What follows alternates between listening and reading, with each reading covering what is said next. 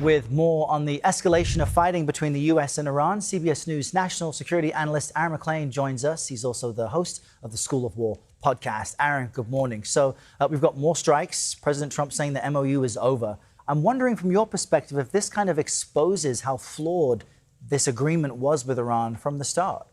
Hey, good morning, Errol. Yeah, the flaws were pretty evident right from the outset, and one of the most glaring was that the agreement was premised on this notion that we agreed, the United States and Iran agreed about what opening the Strait of Hormuz meant. But if you read the text carefully and you listened to both sides talk about it, it was very clear from the start that they did not. For the United States, opening the strait meant you open the strait, ships can go through. But from Iran's perspective, it meant they controlled the strait. And the IRGC, the Iranian military body that's been operating in the strait, true to character, interpreted that as meaning if ships don't comply with our instructions, we get to shoot at them. And that's exactly what's led to where we are.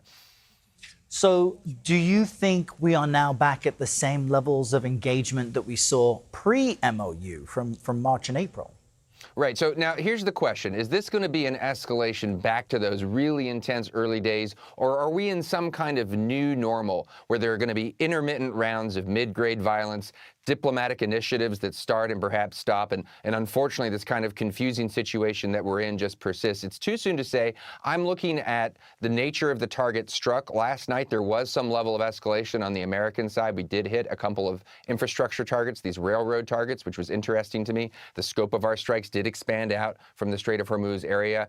We saw a pretty intense Iranian response. So the possibility of real escalation, of course, exists. I'm not sure the appetite exists on both sides for that, and it's possible that what we see right now is what we need to get used to. But Aaron, viewers who've listened to President Trump say that the war has been won, that Iran's military has been obliterated, would be confused as to how they're still able to target, I guess, U.S. bases in the region housed by U.S. allies. So what does this show about Iran's fighting capabilities? Well, they were never reduced to zero, and then there's been several months since April during the ceasefire period and then the MOU period, short-lived that it was, where they've had time to reconstitute their forces. Something else the president said just in the last 24 hours is whatever happens next, it's going to be quick. I think that's the one thing that's least likely to be true. I think it's very unlikely that this is going to be quickly resolved. All right, Aaron MacLean joining us with his analysis. Aaron, thank you very much. Thank you. Iran will bury its slain supreme leader Ali Khamenei today after a week of mass funeral processions.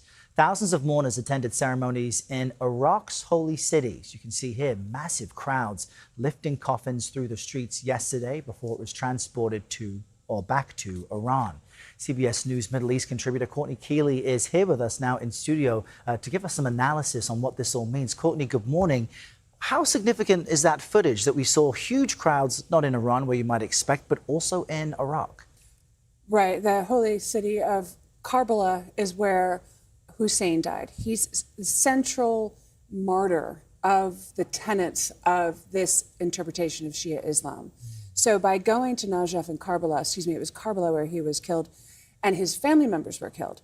So that mirrors the way they're putting out the death of Khamenei and his family, sort of the parallel to Hussein, the parallel to martyrdom and resistance. But politically, it's also playing a role of Iran still has a very powerful presence in Iraq and a Shia presence at that, which they gained that foothold after the invasion of the U.S. invasion.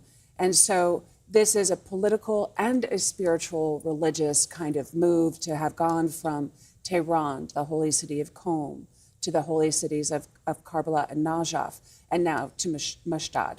And in general, Iran had emphasized this concept of a Shia crescent, of its influence in the Middle East that went beyond not only its own borders, but into Iraq, into Yemen. So is Iran trying to send a message to the U.S. with its funeral staging for its former supreme leader? Well, it's sending a message to the world because Hezbollah is still active in southern Lebanon. They had fought, and the Iranians had fought on the side of Bashar al-Assad in the civil war in Syria, and like you said, Yemen and Iraq. And so it really shows the dominance, or what they're trying to show, avoiding the domestic issues at home and showing that these massive crowds are part of this continued revolutionary zeal, this still belief system. And you did see, millions of people comparatively to all these places, it can't be dismissed. But Mojtaba Khamenei has not been seen. He's not visible. He's like the invisible Ayatollah. And what does that mean? I hear he's disfigured. I've heard that. Nobody can confirm that. But he's in hiding. He's not taking over. He's supposed to be the visible presence of God on earth, taking over from his father, and we can't see him. So Iran avoiding any focus on its domestic issues, which, as you've shared with us, are quite extensive. Courtney Kealy, thank you so much for being here.